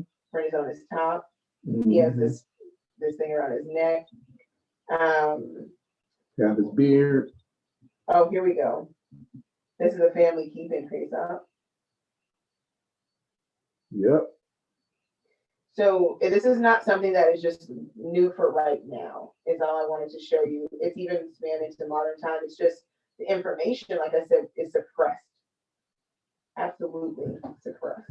Is that place in Pennsylvania where that placard is out? Well, the Israel congregation, the Hebrews, they call them Jews, I'm thinking, on the placard, but it still stands in America to this very day. It's a placard of the city recognizing a community of Which of Hebrews. these? Yeah, so if you can find that, we want to put that up too. I finally found the ones from our trip in Paris. Okay, you ready? You can see Okay. us in front of some of them. Okay. Hopefully they all sent. Yeah, they did. Okay, so there was me and my lovely bride, Tehila. We went there 2 years ago now, and But that's me important. Oh, okay. I can't make it, I just figured it that's all right. out.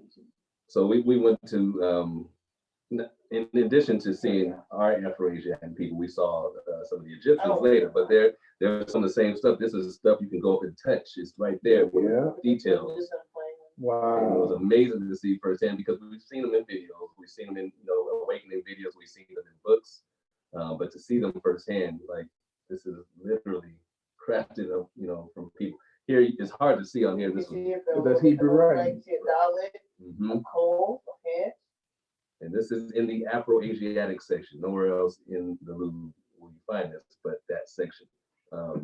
So it was just something to see firsthand. When I They didn't want it.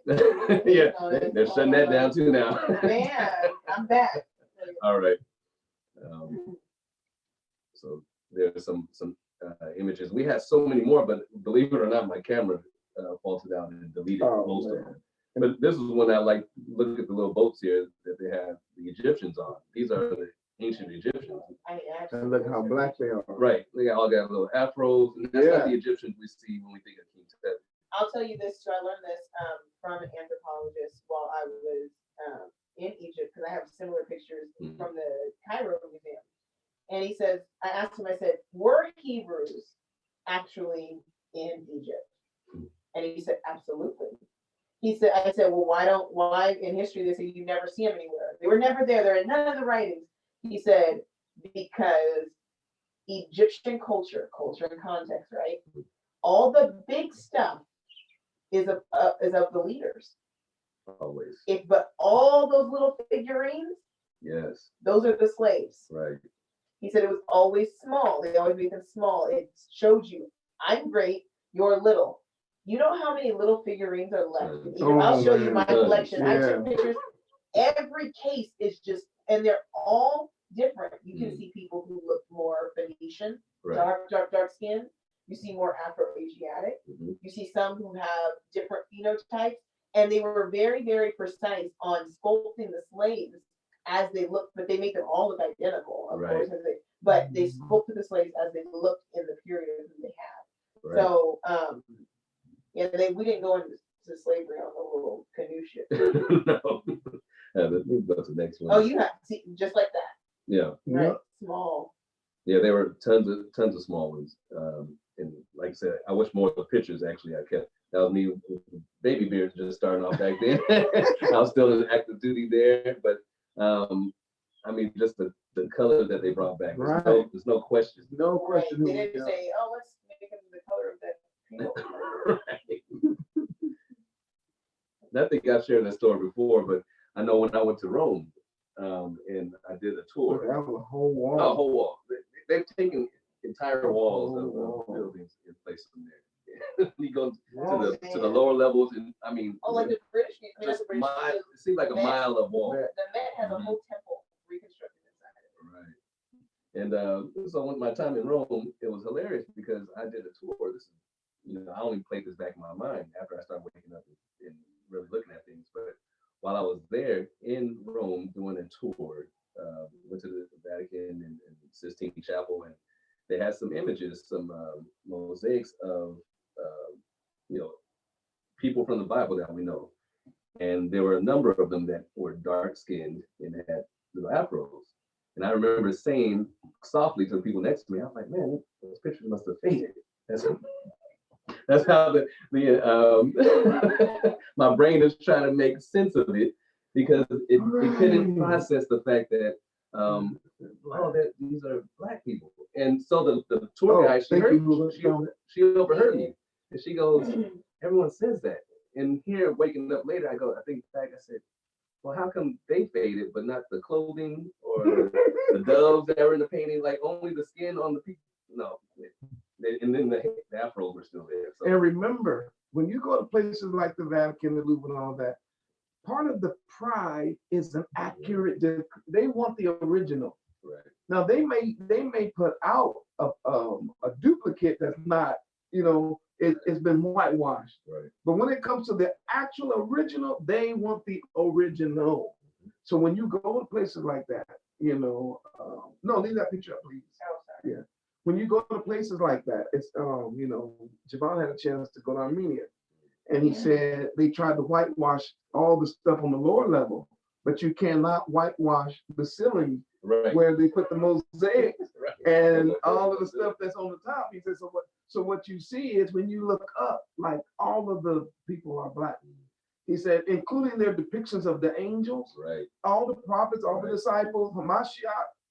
He said, and of course, they're on this, you can't get to them. So, and so he was saying that over there, that particular thing is known, that we are the children of Israel. As a matter of fact, if you go to Israel today and you don't open your mouth and you just walk around, somebody's going to call you Yehudi, and which is from Judah. It's a slang term. It's not a good thing now, but they know you're Judah.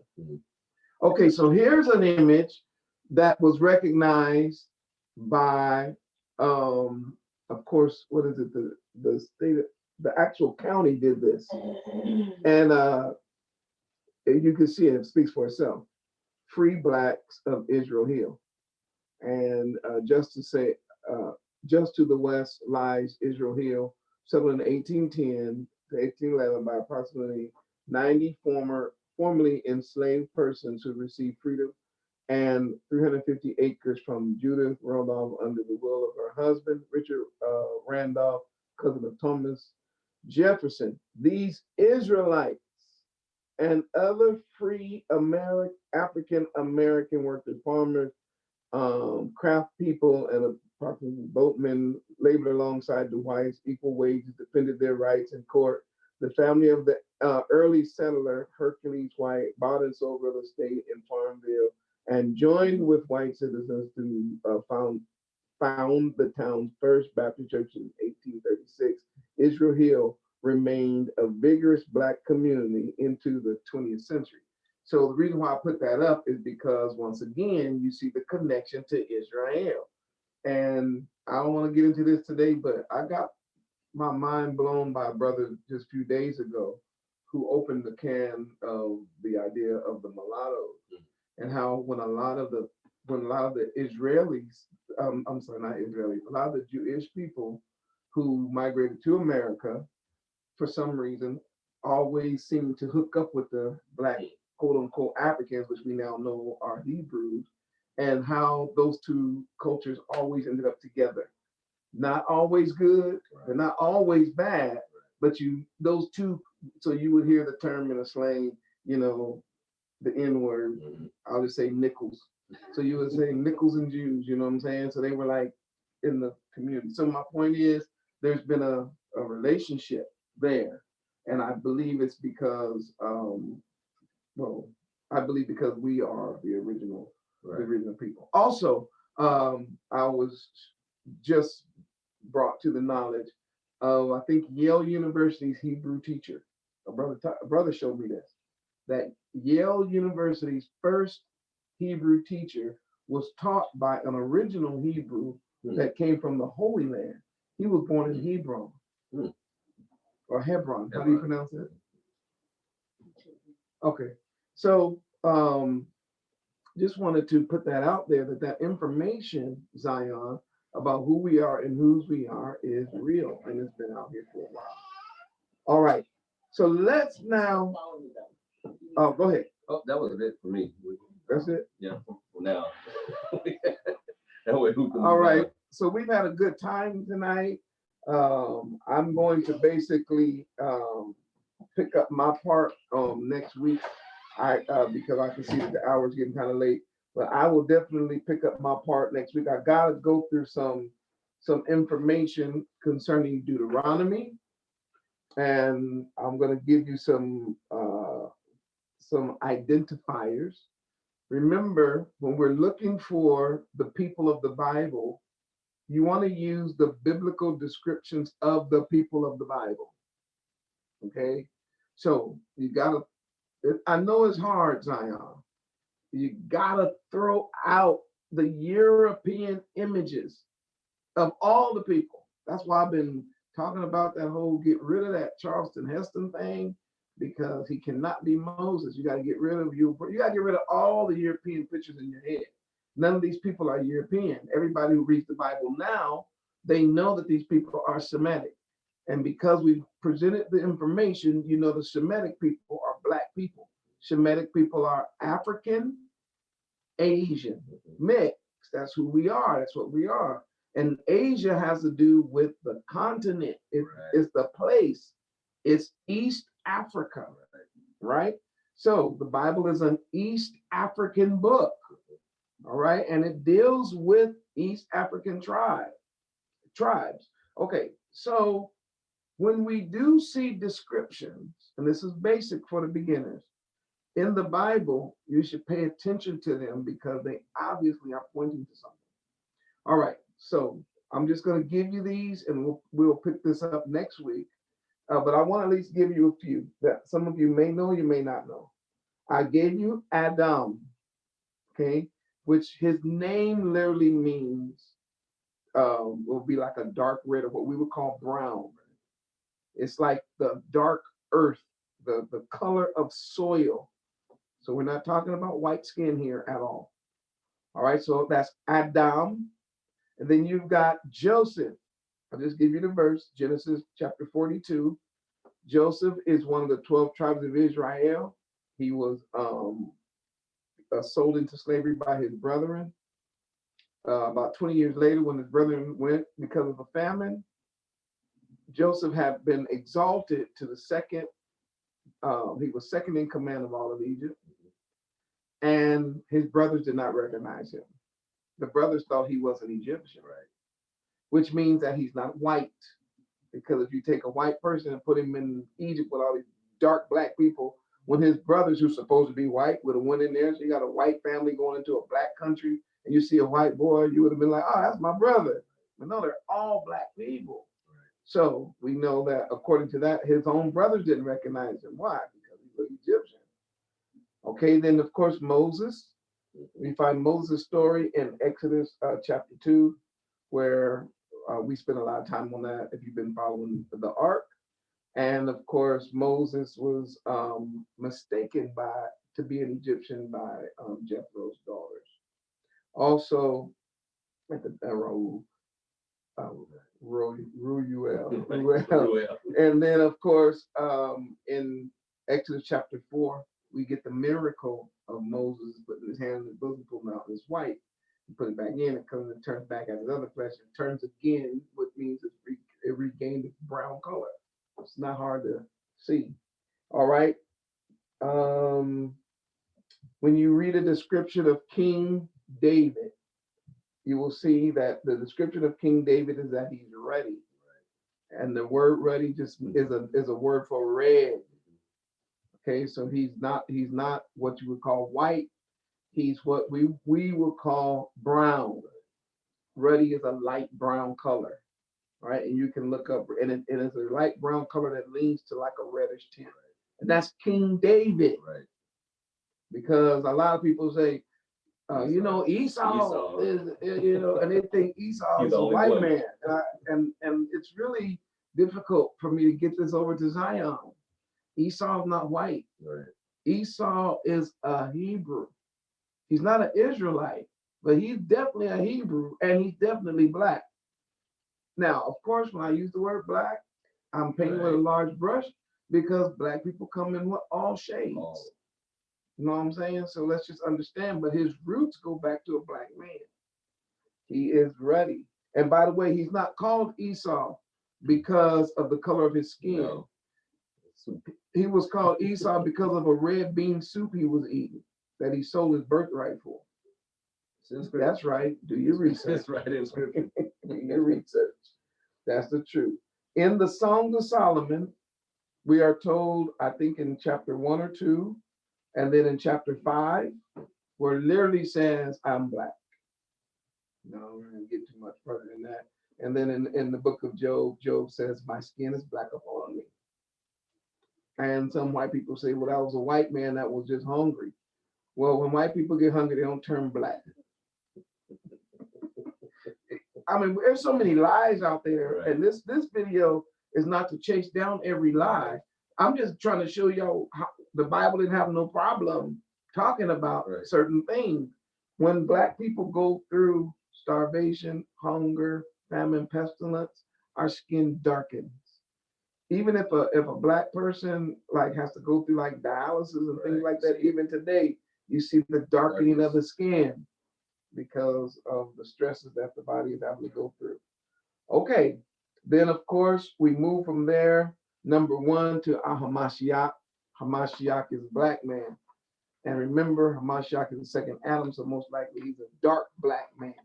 So he has skin as burnt brass, hair like lamb's wool. So his face, his hands, his feet, we know as brass has been in the fire, burned in the fire. So we know what color he is. All you gotta do is look at burnt brass today or burnished. I don't know if I say the word right. You know the color of Hamashiach. So all the white Jesuses are lies. There's no such thing as white Jesus. That's just like a Santa Claus. It's like an Easter bunny. That's not like, he doesn't exist. Hamashiach is a black man with hair like lamb. You got to look at you got to go to Palestine. Type in a Palestinian lamb. You don't look at this American lamb. Those lambs have long woolly hair that fall like dreadlocks. And we say, More, how do you know? I went to see it. I don't have to rely on Google. Right. You know, I had a chance to actually go see it. I said, oh, that's where they got that from. Right there. It looks literally like dreads. Okay. Then of course we know Paul was another black man. Every time you type in the Apostle Paul on your Google search, you're gonna come up with a white person. From Europe, you're gonna see a European.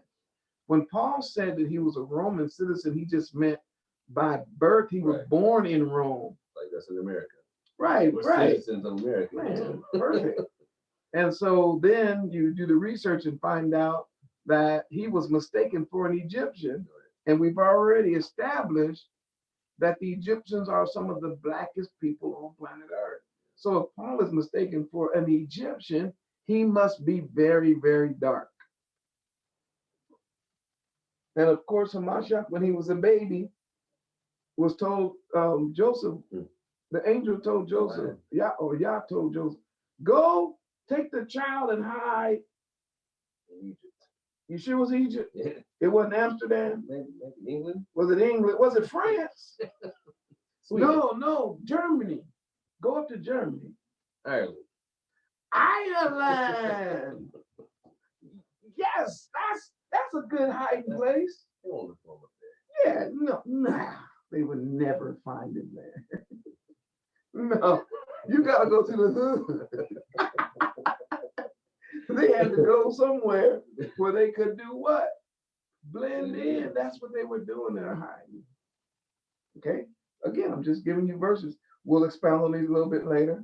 So Paul, so Hamashiach, and then of course the Apostle Paul, and we also talk about the lost tribes. Who hit on that earlier, so I won't go further with that. But the lost tribes got scattered twice. Right. The first time they were scattered through the Assyrian captivity that then blended into the Babylonian captivity.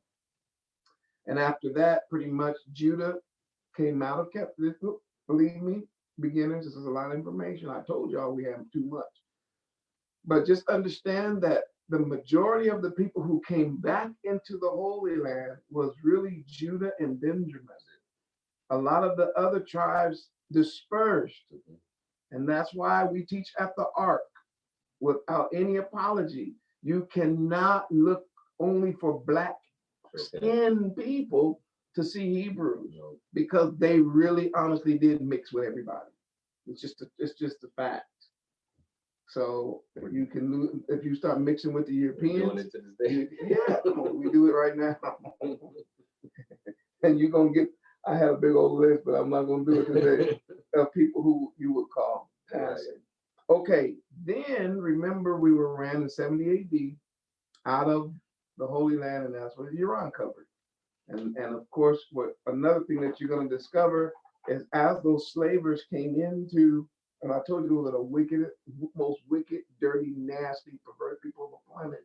When they came after us, remember there was a lot of raping going on. So even in the slave trade itself, there was just it's really sad. But so then you had European genetics influence into us, and it's just so the truth of the matter is when you look in history, you're gonna see all shades. But what our goal is to talk about the identity of the Hebrews and how we biblically can see the connection. All right. Let me just again go through maybe two more things. I'll tell you what I'm gonna do. Everybody write this down. I want you to write down this website is called slavevoyages.org. Just like it sounds, SLAVEVOYAGES.org. Write that down and click it. Go to that website and spend some time. These people do not claim to be Israelites. They do not claim to follow Hamashiach. They do not claim to be a part of the Hebrew Israelite movement. They're not persuaded by it. These are people doing research. These are researchers. And for the most part, they probably just regular heathen researchers. But the information that is being researched falls in line with what we were told was going to happen to us in Deuteronomy chapter 28. And I think that's where we're going to start next week. I think there's going to have to be a two-part. Yes. We'll go to Deuteronomy 28 next week. Y'all, your homework is to read all of Deuteronomy. Don't just go to 28. That's our problem. This ain't church. Right. This is truth we're talking about now. So don't just take, go ahead. The church had it only in the first 14 verses. Right. Oh my goodness. Matter of fact, in church, you're right. They had you saying we the head and not the tail, and blessed coming in and blessed coming out. Yeah, we're blessed, and you in the land of your captivity. They know nothing about the curses. They had no idea. And that was the longest chapter. Oh my gosh. It's 68 verses. Right. So Zion, don't be lazy. Take a couple of chapters a day if you're not into reading. But if you're a good reader, you need to sit down for a long time and get through those 28 chapters, before we meet up, Hmm. because we're going to go over that and try to parallel the 28 Right. 28 chapters of Deuteronomy. Actually, we're trying to get to 32, Yeah, definitely. and we'll parallel that with some more modern information. You know what I'm Yeah. saying? These researchers are doing a job. Connecting all the guys. Oh my goodness gracious! And I have a bunch more notes that's on the back of this, but we're gonna just kind of close it tonight. The African, the slavevoyages.org. Make sure you all check that out before we get together next week, because they have some good information. Right. And when you're on that website, I think I cut you off. You were going to say what to look for when you're on. Oh yeah. So on that website, they have several things, but one of the things that they've done is they've listed the names of the slaves that they picked up, or the people that they picked up. Straight off the And manifest. you can now, because it used to be like this, but now you can search by a name. So let's say you want to type in a name like Yah, like Y-A-H, just to see if anybody on those ships had Yah in their last name, because that's one of our things that we do as a culture. Jeremiah, Yah, Isaiah, Yah. You see what I'm saying? Jeremiah, Isaiah. Then you have Hezekiah, Obadiah. So that's part of what we did as a culture. We would have Yah, and in my case, my name Yoshiyahu. So just depending on how you say the name, Yah was a part of our culture. That's how we named our people. Or we would put the last, we put El. Mm-hmm. So you're gonna have words like Michael or Daniel, mm-hmm. and because El represents Elohim, right? And so Gabriel, right? So you see that. Y'all see how that works now. Okay. So if you want to do research by those names and you type that in, you're gonna be shocked to see how many names have that in there. Which in all reality, if there's no Hebrew there, there's Israelites there should be no names with those sounds in them. But don't let that, just go and do your research. You'll see that that's true. And I was telling Yaron before we started, I said, now in the Bible, there's over 3,237 biblical names. So if you start reading those names, just because you don't recognize the names of the slaves, but you wouldn't recognize these 3,237 biblical names either. So don't think that just because they don't sound like what you think they should sound, that they're not Hebrew, because they are. The majority of them are Hebrew names. So I just want you to know that. And then they also have the voyages. They speak on how many slave ships actually came across at a particular point of time. Yeah, where they picked them up, how they were sold. And some of y'all are gonna be really hurt when you see the ages, because they actually put down the ages. Them dirty, nasty people and heathens, it's gonna be really in the judgment. They're gonna have to pay. But I mean, picking up little girls 7 years old, 6 years old, putting them on the nasty slave ships, man. Little boys 5, 6 years old, 10 years old. And they told us this whole time we didn't know. When I was growing up, I used to ask the person, we don't know where we got you from. And then come to find out now that you can go to slavevoyages.org, and I think at this point, I'm not gonna believe this, but at this point they have discovered 90 something thousand. I know. I said the same thing. I said, there's just 90,000 names. Come on, man. I mean, that right. And then they confessed. They said, based on their research, at this point, they're already up to 12 million people. And they said, and there's so much more to find. 12 million. So that sounds like a nation to me, don't it? Right. Right. They were really literally trying to wipe out an entire nation of people, which the Bible says Yah was going to give them the power to do it until you be destroyed.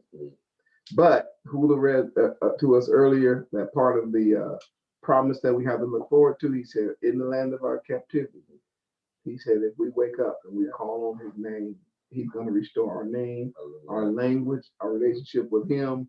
We will be his people. He'll be our great deliverer, and we'll be brought back to what they now call the Afro-Asiatic place called Israel. We will occupy all the Holy Land, not just that little bitty city. That's a little city. The whole promised land, from the Nile to the Euphrates to the Tigris, all the way up north and all the way down to the ocean. So just know that our day of redemption is coming. And this lesson was just to help you all see the biblical connection and how it works with archaeological finds. It works with maps and researchers, universities, and it's hand in hand with the Bible.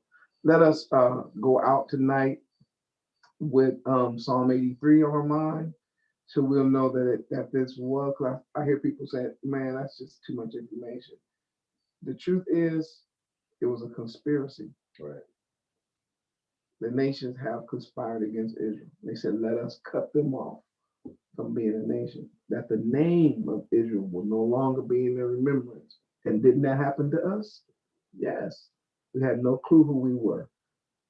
But what man did and how he ruled, Yah overruled him. He said, now it's time to wake up my people. So that's when you get to that Ezekiel about his marching army. When that skin come up on them, then we know, oh, that's Israel. And we did have two questions earlier on. Okay. And so I said, let's wait till we get to the end. One of them, I think we might have answered hopefully already, kind of, but I'll read it. What distinguishes our Israelite ancestors' captivity as written in Scripture versus our ancestors during the slave trade as described in Deuteronomy 28? Well, some of the things that distinguish it are the curses. If we read through those, which we're going to do, we're going to see it directly. Every one of those has to match a certain group of people. They can only match a certain group of people. Yeah, you can't have some of the curses and not others. So while every other nation has gone through slavery, and that is true, pretty much every nation has been a slave or servant of another nation, but no nation was gone through all of these curses. And to this very day, the curses of Deuteronomy 28 still be upon that nation of people. And so the second part of that question was, is it cyclical? Of course, yes, for sure. Yeah. The cyclical nature, matter of fact, the whole Bible is cyclical. And if you all were studying with me going through Exodus, I proved earlier that the whole reason that Israel went into slavery in the first place is because, remember, the children of Israel were real brothers, the actual men who make up, and didn't that happen? Men, they sold their brother.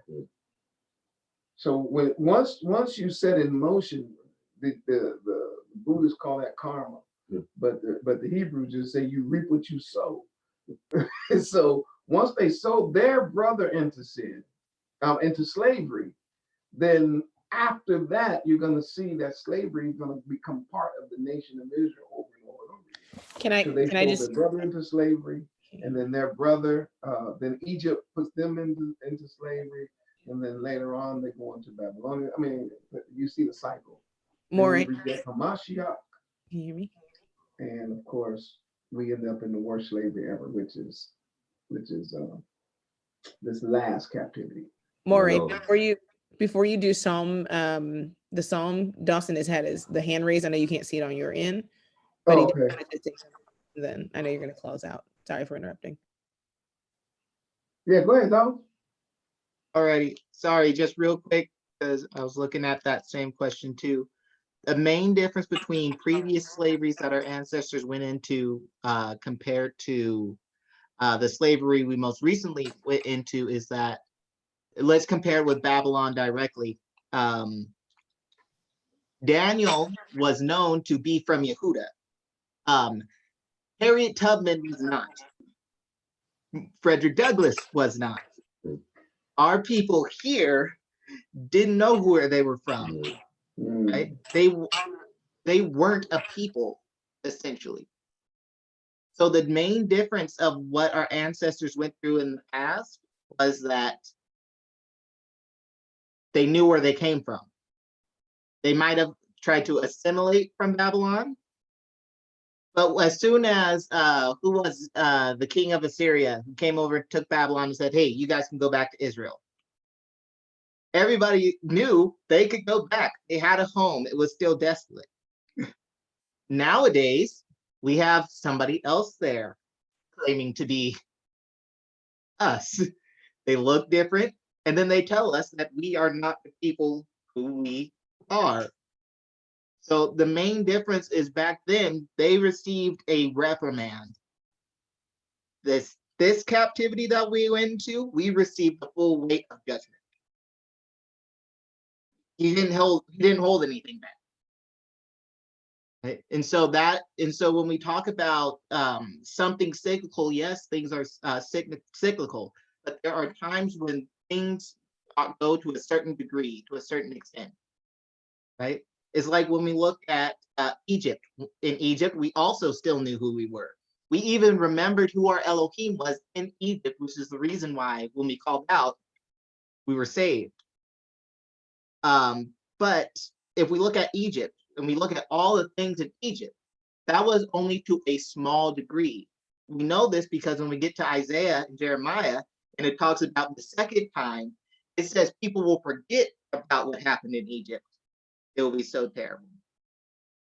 So that's something that you have to pay attention to when you look at the differences between the time eras that we are in our history. Thank you. So the word cyclical is not the idea of identical. Right. So I want to make sure all of the Hebrews could hear that. A cyclical thing does not mean identical. It just means here is something that happened and we can see it happening again. And the intensity definitely increases. So when we get to the Revelation, you're going to see the intensity of Abaya. For the first time, the world will see his wrath poured out without measure, or mixture. The Bible uses the term mixture. So yes, you've seen Yah judge nations, but you've never seen him judge in wrath, and his wrath is not mixed with something. Right. But we're going to see that at the end. So yes, there's cyclical things, but remember, it does increase in intensity. Toda Rabah for that insight, man. Appreciate it. And the other question that was asked far earlier was, what are your thoughts about DNA tests, and do you have any recommendations which is better to take? For now, I would just say that's just a personal thing if you want to do it. DNA test, the more we studied it, because I took it, we found out that the test itself among us is limited because they can only test against other people who get tested. So because we've been scattered throughout America, most time you get tested against other like Americans, or maybe someone in South America, and then they just say, and you came from Africa. So what we know is the Sub-Sahara is where we're from, and then they'll take you back, which they should. For me, it took me back to Afro-Asiatic. Matter of fact, right back to the area of Babylon where Abraham was called, and that's where we're from Chaldee. Remember, we lived in the land of, not Abraham, in the land of Canaan. So we were put in Canaan's land, Yah's land, but that's where Canaan was. So we were raised in Canaan's land, but our roots go back to Babylon. Well, actually, that would be our starting point. And the reason why I said that is, if you want to do a DNA, just know that it's limited. You're not going to get as detailed as some, and others,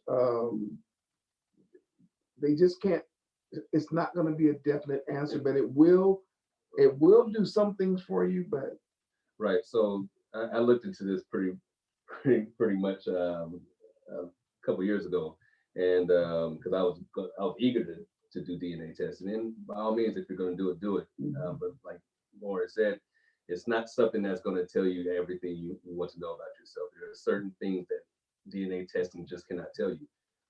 After a couple generations, actually, it will leave out whole people in your DNA lineage. So if you go back 20 generations, you can have grandparents and grandparents that won't even show up in your DNA. I shared a video with that 60 Minutes did, and it's an older video. So if you Google it or YouTube search it, it's called DNA testing re-narrated 60 Minutes clip, and it's about I think a 7 or 8 minute clip. At least I remember the part where I like to watch it. It'll show a little diagram behind the guy talking, and he's showing how the breakdowns of grandparents. Because I think 20 generations, you will have a million something people in your lineage, and DNA testing just won't show all the details you want to. But with the everything that we've talked about tonight already, that shows I think a lot more specifically how we apply to scripture and how we apply to anthropology and archaeology, without a question. and then there's names that get changed too. I'll give you an example. There is no such thing as an American Indian. The American people are indigenous. Right. That's the word, is indigenous. So the question is, where did they come from? How did they get to the Americas? They're not Indians. They're Africans. Many of them were actually Hebrew Israelites. So these are African people who came across the waters and occupied first this land. The European called them an Indian. Now, why am I bringing that out? Because when I did my DNA search, right, they only said I was like, I think something like 8% Native American, right? And that's funny because I'm trying to figure out where are they putting my DNA, because both my grandmothers, right. I've told you all this many times, grew up on the reservation themselves. So that whole idea of them being native, we are natives. And my Uncle Melville, literally has his grandmother's quote unquote Indian number. He got it like at our grandma's number from the reservation. She's an Indian. She got the hair. She know what tribe. Everybody knows the tribe. We know all that. But because they don't want you to be able to make any claims, then they play with the numbers. Or they'll say, you only have such, they're going to give you a percentage so you can't get no casino money. Cut it off. But let me tell you, because when you trace the DNA, they're not going to deal with a name, especially when names have been changed. Those people are a relative. That's why it comes up the same DNA. So Dawson has his hand up. In other words, question. Huh? Dawson has another comment. I'm sorry. Okay, go ahead. Okay, a few things. One thing, my parents recommended AfricanAncestry.com. They specifically handle that. So if you want to get your DNA tested. So a few things about DNA. It's highly inaccurate. It basically, it's like taking the shot at a dartboard in complete darkness and somebody's spun you around several times. A lot of being able to track DNA is based upon where your ancestors can be found in history, right? So basically, okay, somebody gets a DNA test here, it traces them to the Limba people. Well, the Limba people come from Israel, but it doesn't fit Israel, it points you to the Limba people, right? So it's a lot of it's based upon tracking through history. Now about the Native Americans, it's really interesting. Then not many people know that Native Americans own slaves. You can actually go today and you can see they have this slavery bill of sale documents. They sided with the South during the Revolution, right? So there's that. And then there's also a part of anthropology, I believe, where you can trace cultures based upon tradition. And so if I were to ask you guys, where does the tradition come from where you stick a big round disc in your bottom lip and just look weird, I guess? Well, a lot of people would say Africa. Well, that's interesting because the Mayans do it too. The same disc, pull up on their lip, put it in there. They also build pyramids. One of their main gods is a serpent, going back to the Egyptians. And so you see certain characteristics and traditions as a culture moves throughout the world, right? And so when you look at the First Nation people, the Native Americans, you see a lot of them that have Asiatic traditions. They also have a lot of Asiatic features. Then you go further south and you look at the Aztecs and the Mayans and people from Peru and all those places. They have a lot more Hamitic culture styles and Hamitic traditions. So indigenous Africa, right? And then you have a weird group of people right in between those two that have a Shemitic culture and Semitic traditions. So it's to find out who you are, you really have to study not only based upon your genetics, but based upon the history and the culture, right? And so that is a lot like we talked about last week, where culture comes into play. You also have to track by culture. Where did they get this culture from? That's a good indication of where they've been, right? If someone looks African but has European culture, you can bet at some point in time they had contact with Europeans. So, yeah. Appreciate that. Yeah, we're gonna go. But Monday's gonna work for us. I was talking to Hula. She was cool with it. She's kind of busy in the daytime, but we're gonna try to make it work. It does definitely work for me. Gives me a chance because you all, especially right now, trying to post every single day and having a good time though. No complaints about it. But Monday was just working out for us. So we'll try to do it and we'll try to start around 7 o'clock. And hopefully you all are enjoying this. We're still gonna try to figure out a way to get more people into the Zoom chat. But for now, Tola Rabah, everybody's online. I know Huda had to go tend to the children, but Tola Rabah for her and the introduction that she gave laid the foundation for this discussion. Tola Rabah to Yaron, who has brought us that insight and these maps and letting us know that Stanford University knows. Everybody knows this, but they're not gonna let it. They don't want it to trickle down. But it's too late. Yeah, they didn't know that we were gonna have some brothers going to Stanford. Not that I do, but so I'm just making a point, that the information is out and it's time for Jacob to wake up. Our king is coming and we need to be ready to meet him when he comes. So this was again for beginners, just looking at this information. And I hope this information is good. You're gonna have to go back through it and pull out these references and stuff. But next week we're gonna start right here. And I think we can finish this next week so that we can get back into our language. Right. Because you really need to know the language as you wake up. Because how I did Adam, all the Hebrew words can be done like, oh, we got the wrong camera. There we go.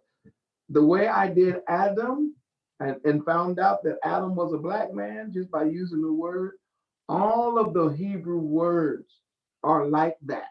They all have concrete meanings and definitions and things so that we can see clearly what Yah is trying to tell us in his word. And it's so beautiful how he's preserved his word, especially for such a time like this. Y'all stay safe and love Yah with all your heart, mind, soul, and strength, and love one another. We'll close on prayer. Yeah, go ahead, would you? Abiyah, we thank you for this time to gather, to reflect on our past, our present, our future, to read your word and to seek your counsel and your understanding. Abba, we ask that you unlock the minds of all those who are watching to see your scriptures, to learn of you, to learn about you, to learn who we are, and to learn what we must do now. But the times are trying, and they will continue to be trying and get worse. And as we prepare for your return, we know that we must go through some more trying times. And Abba, we know that you're with us and you're awakening us for a purpose. And it's to your glory, to your esteem. Abba, be with every household. Be with us as we continue to walk through your word and to learn of you, to learn what we must do to be ready. Prepare us, forgive us, strengthen us. This we ask in your precious son's name, our Mashiach. Hallelujah. Hallelujah. Amen. Amen. All right. Shalom. Shalom, y'all.